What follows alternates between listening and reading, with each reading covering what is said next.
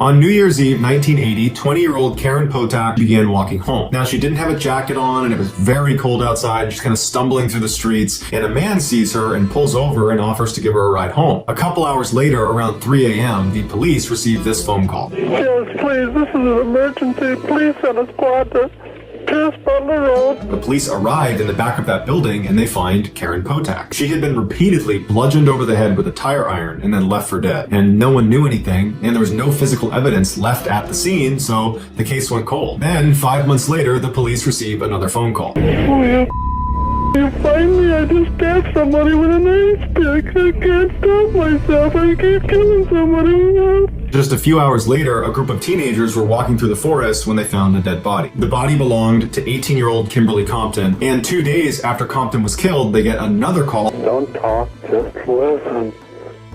I'm sorry what I did to Compton. I couldn't help it.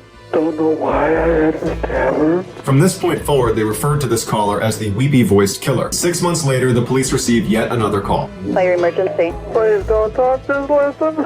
I'm sorry, I killed that girl. I stabbed her 40 times.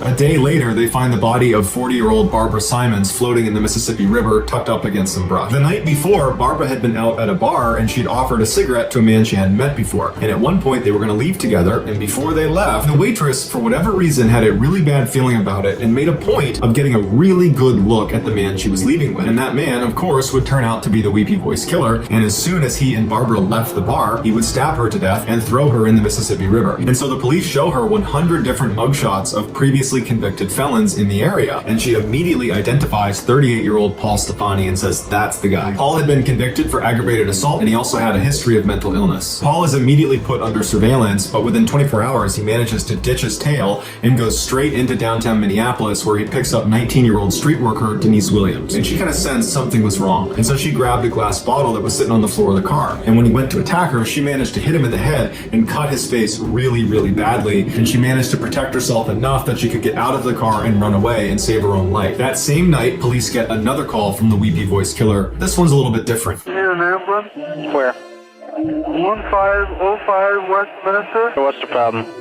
I'm all cut up. I got beat up. Now, by the time this call is being made, the dispatcher recognized his voice and told police there's a chance the weepy-voiced killer just called us. So an ambulance comes and picks up Paul Stefani and brings him to the hospital, and when he's sitting in his hospital bed, police walk in and they apprehend him. And so it was at this point that he confessed to all of the attacks, including one they didn't know about. He murdered 33-year-old Kathleen Greening in her own home. He just didn't make a phone call to police afterwards. Paul would die shortly after his confessions.